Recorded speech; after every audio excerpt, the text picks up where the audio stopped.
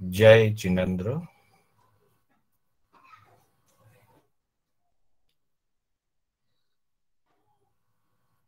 मोक्ष मार्गस्य नेतारम् भेतारम् कर्म भूभृता ज्ञातारम् विश्वतत्त्वानाम् वन्दे तद्गुणलब्धये वन्दे तद्गुणलब्धये।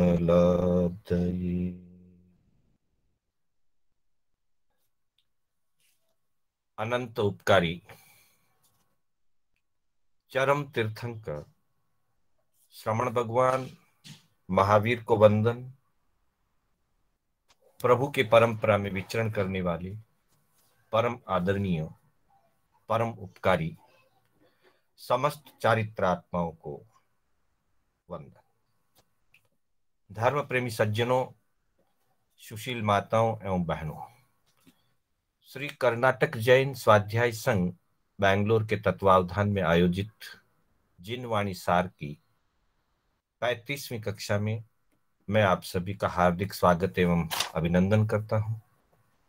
बंधुओं, हमारी कक्षाएं जिन वाणी के आधार पर अनेक आगमों, ग्रंथों, शास्त्रों की गाथाएं, सूत्र आदि पर आधारित चल रही है। इन कक्षाओं का हमारा मूल उद्देश्य आगमों से हमें परिचित होना है। धर्म ग्रंथों में जो आचार्य भगवंतों ने, गणधरों ने, पूर्वाचार्यों ने जो सिद्धांत प्रतिपादित किए हैं, प्रभु की देशना के आधार पर जो सिद्धांत आगम वाणी में प्रस्तुत हुए हैं, उन सिद्धांतों की भावनाओं को, उनके स्वरूप को समझ करके अपने जीवन में धर्म आराधना को आगे बढ़ाना, सम्यक ज्ञान दर्शन चारित्र की रत्नत्रय की आराधना को निर्मल बनाना, यही एकमात्र उद्देश्य है। इसी संदर्भ में गत कक्षाओं में हमने धर्म का स्वरूप, कर्म का स्वरूप, ग्रस्त जीवन का स्वरूप, संसार की असारता, लक्ष्य प्राप्ति और उसके अंतर्गत प्रमाद, कषाय विजय आदि अनेक विषयों की हमने चर्चा की। गत सप्ताह में हमने विशेष रूप से वाक्य शुद्धि या वचन विवेक की चर्चा की कि कौन सा वचन बोलने योग्य है, कौन सा वचन बोलने योग्य नहीं है। उस संदर्भ में एरिया आदि समितियां और वचन आदि गुप्ती, इसकी चर्चा हमने की थी। वैसे पूर्ण रूप से 5 समिति और 3 गुप्ती का भगवंतों ने, तीर्थंकर भगवंतों ने हमें उपदेश दिया है। साधक की साधना के लिए समिति गुप्ती का पालन आवश्यक बताया है। यह पूर्ण रूप से मुनि जीवन के लिए और आंशिक रूप से प्रत्येक साधक के लिए, चाहे वो श्रावक हो, श्राविका हो, उनके लिए भी उतने ही अनुकरणीय हैं, आचरणीय है, आदरणीय है। इस दृष्टि को ध्यान में रखते हुए तीर्थंकर भगवंतों ने धर्म के मूल 2 भेद कहे, श्रुत धर्म और चारित्र धर्म, और उसके अनंतर पुनः चारित्र धर्म के 2 विभाग बताए गए हैं, जिसमें सर्व चारित्र और देश चारित्र, अथवा अणघार धर्म और अगार धर्म, अथवा जिसको हम कहते हैं साधु धर्म और गृहस्थ धर्म, इस तरह से चारित्र धर्म के दो रूप कहे हैं। तो उनमें क्या अंतर है, किस बात का अंतर है और किस आधार पर ये दो भेद कहे, उसकी चर्चा हम आज करने जा रहे हैं। चारित्र धर्म के जो दो प्रकार या दो भेद कहे गए हैं उसकी हम चर्चा करना चाहते हैं। बंधुओं, योग शास्त्र के अंदर योग शास्त्र के प्रथम प्रकाश की 45वीं और 46वीं कड़ियों में इन दो श्लोकों के अंदर यह चारित्र के दो भेद बताए गए हैं। एक बार हम इन श्लोक का उच्चारण करें, फिर हम इसकी चर्चा करेंगे। आचार्य हेमचंद्राचार्य जी ने योग शास्त्र की रचना करते हुए फरमाया है, एताश्चारित्र गात्रस्य जननात् परिपालनात् संशोधनाच्च साधूनां मात्रोष्टौ प्रकीर्तिता सर्वात्मना यतीन्द्राणां मे तच्चारित्रमीरितम् यति धर्मानुरक्तानां देशत शादगारिणा यति धर्मानुरक्तानां देशत शादगारिणा। बंधुओं, योग शास्त्र, जैसा कि हमने पहले भी इसकी चर्चा की, इसके और भी श्लोकों पर हमने चिंतन मनन किया है। यह आचार्य हेमचंद्राचार्य जी की एक बहुत ही उत्कृष्ट रचना है, जिसमें अलग अलग अध्ययनों के आधार पर, जिसे प्रकाश नाम दिया गया, प्रथम प्रकाश, द्वितीय प्रकाश, संपूर्ण रूप से इसमें 1008 श्लोकों का आचार्य हेमचंद्राचार्य जी ने प्रतिपादन किया है, जिसमें साधु धर्म और श्रावक धर्म दोनों ही धर्मों की बहुत ही संक्षिप्त में लेकिन पूर्ण रूप से उसमें समाविष्ट किया गया है। दोनों ही प्रकार के धर्म का स्वरूप अच्छी तरह से इसमें समझाया गया है योग शास्त्र में। एक अपेक्षा से देखा जाए तो योग शास्त्र अपने आप में मोक्ष शास्त्र है, अर्थात सम्यक दर्शन से प्रारंभ होकर के मोक्ष प्राप्ति तक का सभी प्रकार का धर्म स्वरूप इसमें समझाया गया है। इन श्लोकों में कहा गया है कि जो हमने समिति और गुप्ती रूप अथवा पंच महाव्रत रूप, 5 प्रकार का चारित्र, पंच महाव्रत रूप जो कहा गया है, वह चारित्र मुनियों का चारित्र है, साधुओं का चारित्र है। इस चारित्र का जन्म कैसे होता है, साधु के चारित्र का जन्म कैसे होता है, साधु के चारित्र का पालन कैसे होता है, और साधु के चारित्र का संशोधन और रक्षण कैसे होता है, तो उसके लिए कहा कि एतास चारित्र गात्रस्य, यह जो साधु का चारित्र रूप जीवन है, इस जीवन का अर्थात साधुत्व की उपलब्धि या साधुत्व का प्रादुर्भाव जो होता है वो समिति गुप्ती से होता है।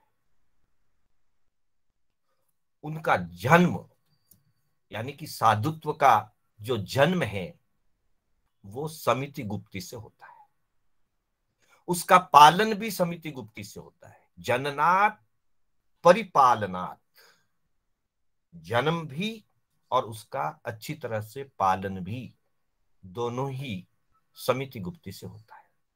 और फिर कहा कि संशोधनाच्च, और उसका संशोधन, उसकी शुद्धि, उसकी रक्षा, उसकी सुरक्षा, ये सब कुछ समिति गुप्ती से होता है। इसलिए इनको माता कहा गया है। समिति गुप्ती को माता का है, अष्ट प्रवचन माता, यह प्रवचन की माता है। अर्थात यह साधुचर्या के लिए आवश्यक है और साधुत्व का जन्म, साधुत्व का पालन, साधुत्व का रक्षण और साधुत्व की शुद्धि, ये सब कुछ 5 समिति और 3 गुप्ती पर ही निर्भर है। और इसीलिए अपने कवियों ने कहा है कि इरिया भाषा ऐषणा ओलख जो आचार, इरिया भाषा ऐषणा ओलख जो आचार, गुणवंत साधु देखने वंदन बारंबार। अर्थात साधु को, गुणवंत साधु को बारंबार वंदन जो कहा, उसके पहले उसकी पहचान दी, इरिया भाषा ऐषणा ओलख जो आचार। अर्थात साधु की जो पहचान है वो उनकी इरिया आदि समितियों से, गुप्तियों से, इरिया समिति, भाषा समिति, ऐषणा समिति, निक्षेपणा समिति, परिस्थापनिका समिति, फिर उसी क्रम में मन गुप्ती, वचन गुप्ती और काय गुप्ती, इन 8 से साधु के साधुत्व की पहचान होती है। इसलिए इनको मात्रोष्टो प्रकीर्तिता, इन 8 को साधुओं के लिए, साधुनाम मात्रोष्टो प्रकीर्तिता, साधुओं के लिए इन 8 को प्रवचन माता कहा गया है। जैसे मां संतान को जन्म देती है, जन्म देने के बाद उसका पालन पोषण करती है, और कभी असुचि हो जाए, कभी कुछ विकार बन जाए शरीर में, शरीर के ऊपर असुचि हो जाए, तो वो उसका शोधन करती है, उसकी सफाई करती है और उस बालक की सभी ओर से उसकी रक्षा और सुरक्षा करती है। तब जाकर के उस बालक का जीवन निर्मित होता है। अगर मां रक्षा ना करे, सुरक्षा ना करे, पालन ना करे, पोषण ना करे, उसकी शुद्धि नहीं करे, तो उस बालक के जीवन का निर्माण नहीं हो सकता। ठीक वैसे ही साधु की साधुचर्या समिति गुप्ती पर निर्भर है। समिति गुप्ती से ही साधुचर्या की रक्षा होती है, उसकी शुद्धि होती है और उसका पालन होता है। समिति गुप्ती से चारित्र पुष्ट बनता है, अर्थात उसकी निर्मितता बनती है, निर्माण होता है। इसलिए यह प्रवचन माता कही गई है। फिर अगले श्लोक में कहते हैं कि सर्वात्मना यतीन्द्राणाम, यति कहते हैं मुनि का ही वैसे तो एक पर्यायवाची शब्द है यति, और शाब्दिक दृष्टि से अर्थ किया जाए तो जिसका जीवन यत्नावान है वह यति कहलाता है। जिसका जीवन साधना में यत्नावान है, जीवों की रक्षा के प्रति यत्नावान है, ऐसे यत्नावान साधक यति कहलाते हैं। और सर्वात्मना यतीन्द्राणाम, यतियों के भी इंद्र, इसलिए मुनि को मुनिराज कहा जाता है। मुनि तो सामान्य रूप से मौन जो रखता है उसको मुनि कहते हैं।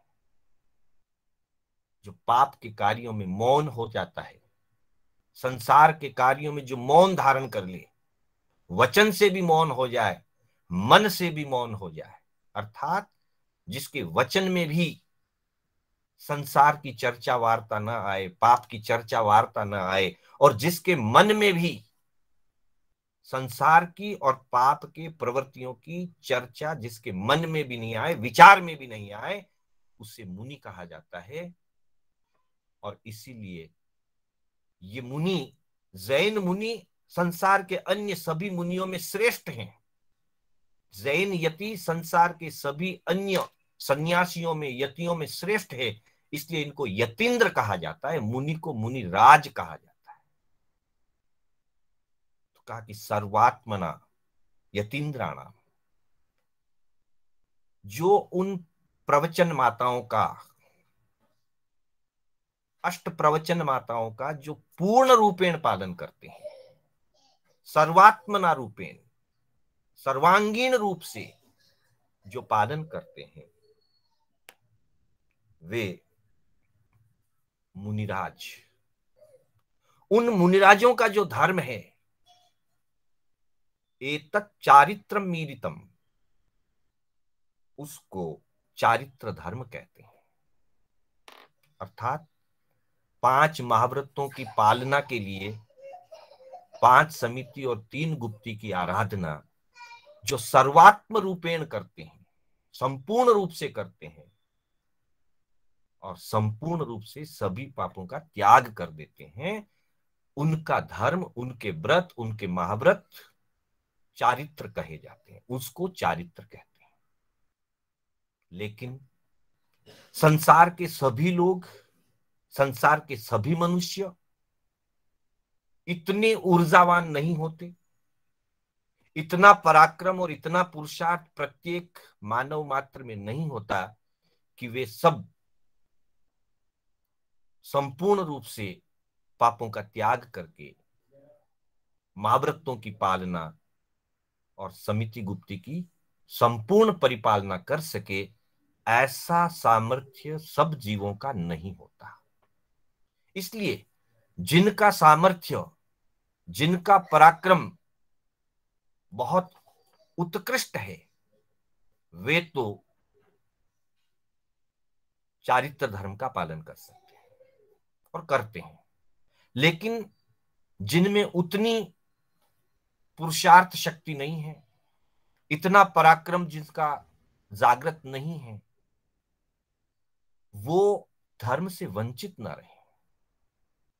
वे भी धर्म कर सकते हैं, और वही धर्म, जो धर्म मुनिराज पालन कर रहे हैं, वही धर्म अल्प पुरुषार्थ वाला, मंद पुरुषार्थ वाला भी कर सकता है।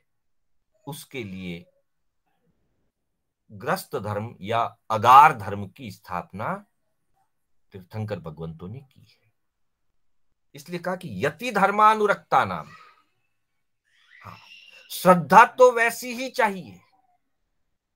श्रद्धा में या सम्यक दर्शन में कहीं पर भी देश सम्यक दर्शन और सर्व सम्यक दर्शन ऐसा कोई भेद नहीं है।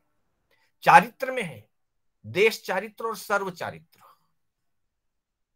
आचार में पूर्ण आचार और आंशिक आचार का भेद है, लेकिन श्रद्धा या दर्शन में आंशिक श्रद्धा और पूर्ण श्रद्धा ऐसा कोई भेद नहीं है। इसलिए श्रद्धा तो जैसी मुनिराज की होती है, धर्म के प्रति अहोभाव, चारित्र के प्रति जो अहोभाव है, जैसा मुनिराज का होता है, वैसा ही ग्रस्त का भी होना चाहिए। वैसा ही बहुमान भाव, वैसा ही अहोभाव चारित्र के प्रति श्रावक श्राविका का भी होना चाहिए। इसलिए कहा कि यति धर्मानुरक्ता नाम, यति धर्म के प्रति जिनका अनुराग है, मुनि धर्म के प्रति जिसके अंदर में श्रद्धा है, उस श्रद्धा के साथ सामर्थ्य, पालन करने का सामर्थ्य जिनका उतना उत्कृष्ट नहीं है। श्रद्धा तो परिपूर्ण है, और परिपूर्ण होती है तभी श्रद्धा कहलाती है। अधूरी हो तो श्रद्धा नहीं कहलाती। समर्पण जब होता है तो पूरा होता है, अन्यथा नहीं होता। श्रद्धा जब होती है तो पूरी होती है, वरना नहीं होती। लेकिन चारित्र के लिए ऐसा नहीं। चारित्र, पूर्ण चारित्र पालन करने वाले मुनिराज बनकर के सर्व चारित्र की पालना करते हैं, और जिनकी उतनी सामर्थ्य नहीं है वो उसी धर्म की आराधना देशतः, अर्थात पार्ट बाय पार्ट, आंशिक रूप से, जितना सामर्थ्य है, जितनी योग्यता है, जितना मनोबल आत्मबल प्रकट हुआ है, उसके अनुरूप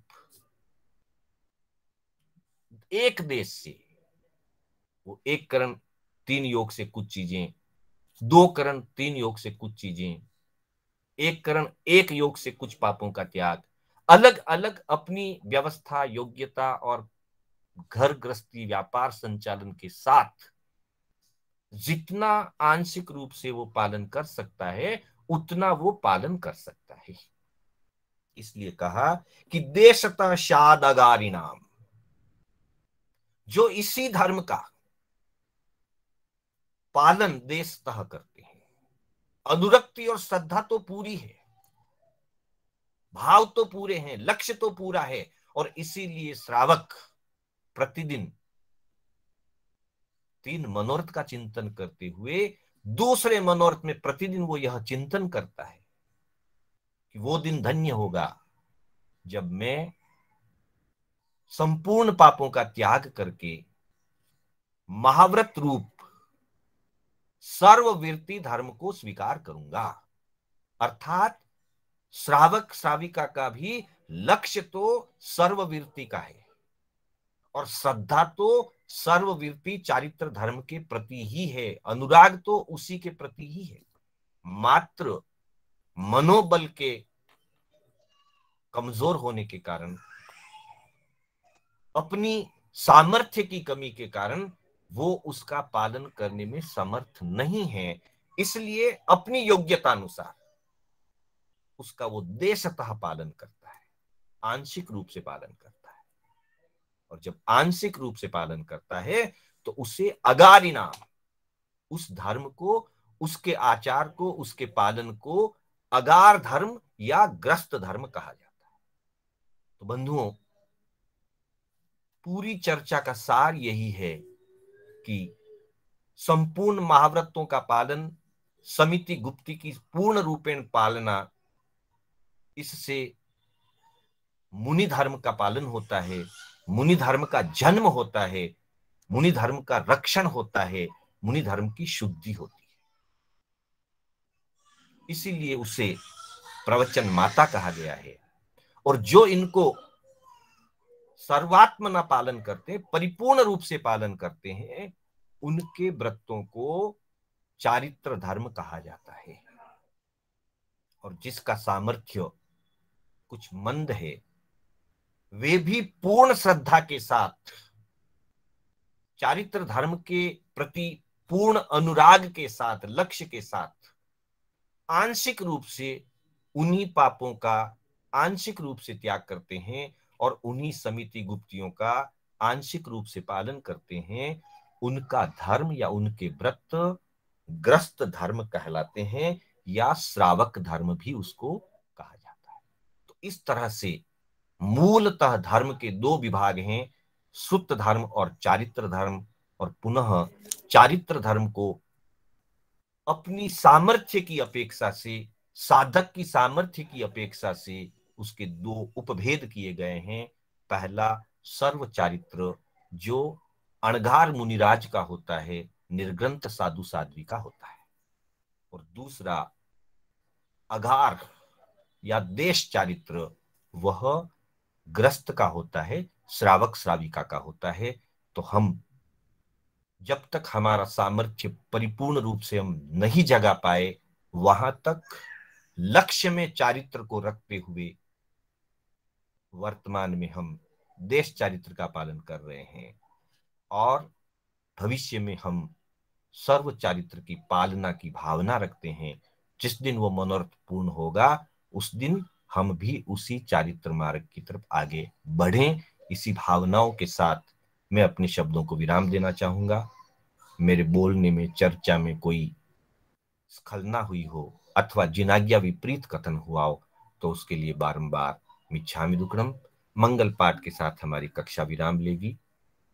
गुरुदेव की आज्ञा से, बड़े श्रावकों की आज्ञा से, चत्तारि मंगलम अरिहंता मंगलम सिद्धा मंगलम साहू मंगलम केवली पनत्तो धम्मो मंगलम। चत्तारि लोगुत्तमा अरिहंता लोगुत्तमा सिद्धा लोगुत्तमा साहू लोगुत्तमा केवली पनत्तो धम्मो लोगुत्तमो। चत्तारि शरणं पवज्जामि अरिहन्ते शरणं पवज्जामि सिद्धे शरणं पवज्जामि साहू शरणं पवज्जामि केवली पनत्तम धम्मम शरणं पवज्जामि। अरिहंतों का शरणा, सिद्धों का शरणा, साधु जी का शरणा, केवली परुपे दया धर्म का शरणा। चार शरणा दुर्गति हरना और न शरणा कोई, जो भव्य प्राणी आदरे तो अक्षय अमर पद हो। एक सूचना है, हमारे कर्नाटक